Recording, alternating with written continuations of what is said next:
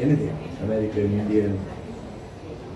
It turned out that the managing director was ping pong and somebody else was ding dong, the CFO.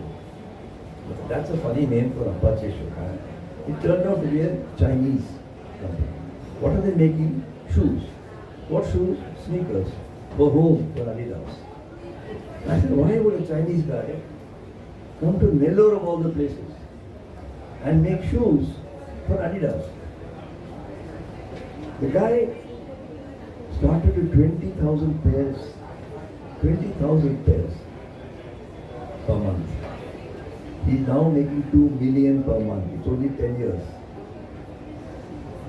And I'm sure that before the Lord calls me up, he'll be making 20 million. If he makes, whether it's owned by a Chinese or an Indian or whoever, 20 million pairs or 2 million pairs. Look at the skill building, look at the income generation. It's tremendous. And I think we have other views of India and China, diplomatic view, which is, oh, the guys are unreliable, they did this to us at that time, that time, that time. We have the generals who have their view, how I sat across a 10,000 or 20,000 feet and saw a Chinese eyeball to eyeball. We business people are business people. Business is like water. Trade is like water. You put an obstacle, it will find a way around it. Trade doesn't stop. It just carries on. You just find.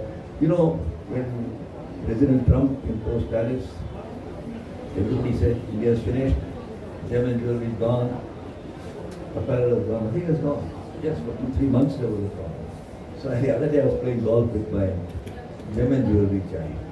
No problem, it goes through Dubai. Gem and jewelry is fine. Apparel, the same. And that's not because that fellow is clever or crooked. It's because that's the nature of trade. Doesn't stop at an obstacle, gets down. So I'm glad that now some thoughts are changing. Press note 3 is neither here nor there, but it's a help. You know, when you have to travel a mile and you move your foot 1 foot, it feels that you made a start. At least your foot is moving. We must set the guardrails of what is prohibited and then call all the Chettiars and the Kachi Bhatiyas and the Sindhis and all these guys and say, go, I'm letting you loose. Can you believe that I personally was supervising a factory which was selling plastic automobile components to international customers through factories in China? If you were an economist, you do an analysis and say this will not work. It worked very well.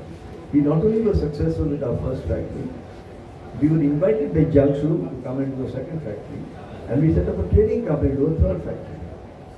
So I think there are many business people find solutions. That's the nature of their beast. They see an opportunity, they define the customer, they define the environment, and they find the opportunity. We have fantastic trading communities, and so do the Chinese have fantastic trading communities. Let the trading communities do what they've done for 5,000 years and remove the barriers and our own mental blocks. And I think we will see a very different sort of situation, including the point you mentioned, Rajiv, addressing the deficit. We are talking of the deficit when India is in deficit with China and trade. When you want to buy at Durga Puja time, your Durga, you go and buy a Chinese one. Lakshmi, they make Lakshmi better than the ones in Tanjore. They make very fine Indian gods or goddesses. We want very proud, we put up Sardar Vallabhbhai Patel statue in Kevadia in Gujarat. You know the cladding of Sardar Vallabhbhai Patel came from China. So what are we talking about?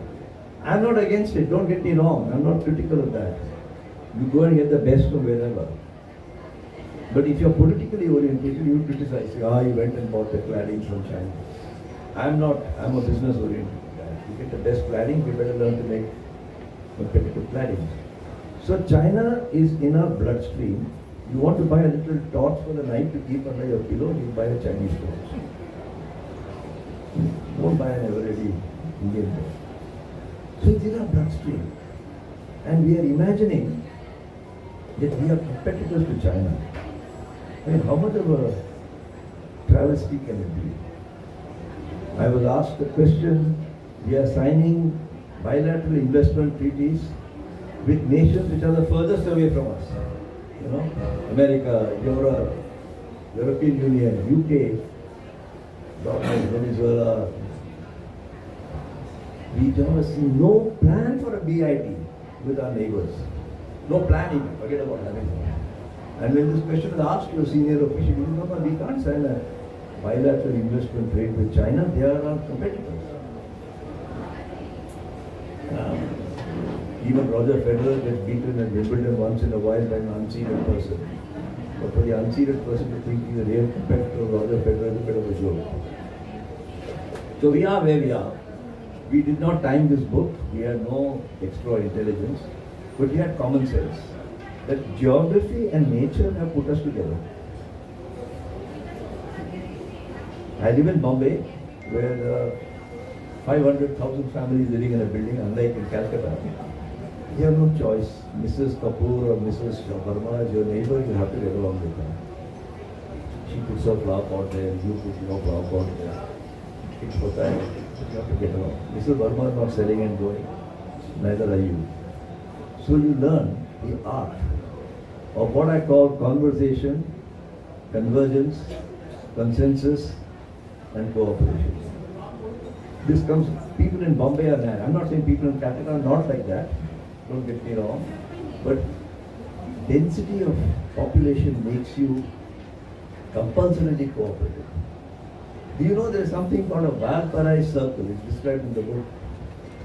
Imagine you're on a satellite approximately above Colombo, and you draw a small circle. I say small in relation to the size of the planet, 5,000 kilometers. It is called the Valparaiso circle. It will cover much of China, much of India, some of Siberia and some of Far East Asia. That little circle, which accounts for 15% of the world's geography, accounts for 55% of the human beings. 55%!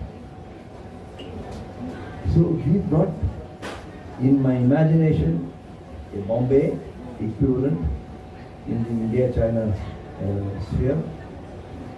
The rest of India is far more spread out and relaxed. We better learn some tricks from the Bombay people.